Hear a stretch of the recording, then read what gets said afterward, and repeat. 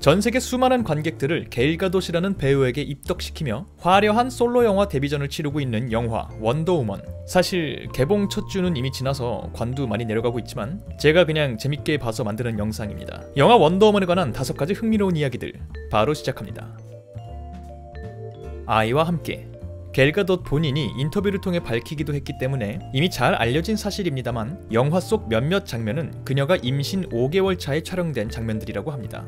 수많은 블록버스터 영화들처럼 원더우먼 역시 1차 촬영이 종료된 후 후반 작업을 하면서 추가 촬영을 하게 되었는데요. 이때 겔 가도시 임신 5개월 차였다고 합니다. 하지만 추가 촬영을 반드시 해야 됐기 때문에 촬영은 클로즈업 위주로 진행되었고 어쩔 수 없이 몸이 등장해야 될 때를 대비해서 배 주변에 그린 스크린 같은 장치를 두르고 컴퓨터 그래픽을 통해서 겔 가도스의 배를 감쪽같이 수정했다고 합니다. 기술의 힘이란 정말 대단하죠. 시오니스트 논란.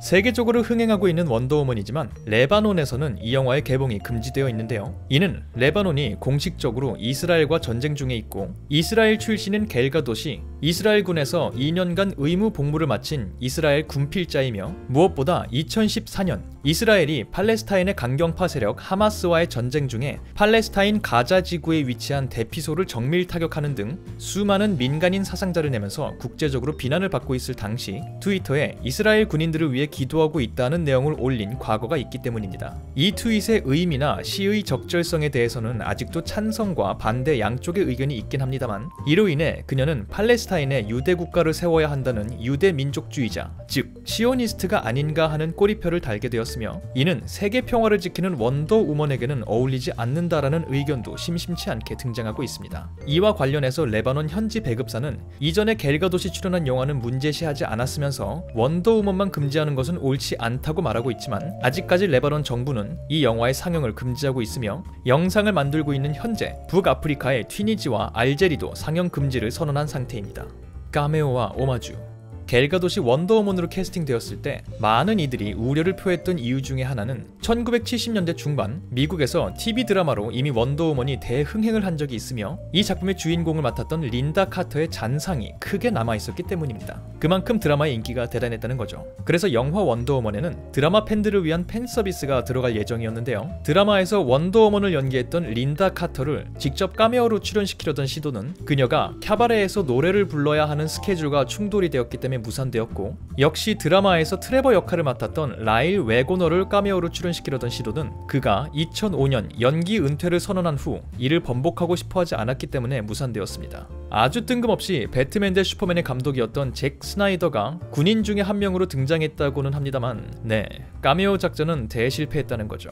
그래서 제작진은 오마주를 여러 집어넣기로 했는데요. 영화 속에서 트레버가 다이애나를 비서로 소개하는 장면은 TV 드라마 시즌1에서 실제로 다이애나가 트레버의 비서로 일했던 것에 대한 오마주이며 영화 속 현재 시점에서 다이애나가 머리를 묶고 붉은 터틀넥을 입고 있는 복장 역시 드라마에서 린다 카터 버전의 다이애나가 자주 하던 복장이라고 합니다. 또 드라마판은 아니지만 뒷골목에서 다이애나가 총에 맞을 뻔한 트레버를 구해주는 장면은 슈퍼맨 1편에 대한 오마주이며 같은 장면에서 트레버가 주먹질을 하고 아파하는 장면은 배우 해리슨 포드에 대한 오마주였다고 합니다. 20년간의 노력. 드라마에서의 성공과는 달리 원더우먼을 영화화하려는 작업은 순탄치 않았는데요. 무려 20년 동안의 시도 끝에 영화화가 되었다고 합니다. 1996년에 고스트버스터즈로 유명한 이반 라이트만이 관심을 보였지만 무산되었고 2005년 지금은 어벤져스로 유명해진 조스 웨던 감독이 어벤져스의 마리아 힐로 등장하는 코비 스몰더스를 원더우먼으로 염두에 두면서 프로젝트를 2년 동안 진행했지만 제작사와 작품에 대한 견해 차이로 인해 프로젝트에서 하차한 바 있으며 이 외에도 여러 유명 감독들이 프로젝트에 참여했다가 갖가지 이유로 하차하던 중 2013년 12월 마침내 겔 가도시 원더우먼으로 확정되고 2014년 드라마 감독으로 유명한 미셸 맥라렌이 감독으로 확정되며 제작의 급물살을 타게 됩니다만 역시 견해 차이로 감독이 하차하게 되고 2015년 피터 젠킨스 감독이 프로젝트에 합류하고 별다른 견해 차이 없이 무사히 촬영을 완료하게 되면서 마침내 원더우먼이 개봉하게 되었습니다. 견해 차이라는 게 이렇게 무서워요. 세일러문. 영화 후반부 원더우먼이 악역 아레스를 향해 이런 대사를 내뱉습니다. 이 세상에 존재하는 선함의 이름으로 이 세계를 덮은 너의 분노는 이제 끝이다. 이 대사는 일본의 유명한 캐릭터인 세일러문의 대사와도 비슷한데요. 내가 정의의 이름으로 널 용서하지 않겠다. 우연일까요? 일본에서 개봉하는 원더우먼의 더빙판 성우가 세일러문의 성우를 맡았던 코토노 미치시 씨라고 합니다. 그러니까 일본 관객들은 저 대사가 나올 때 뜬금없이 소름이 돋을지도 모른다는 거죠.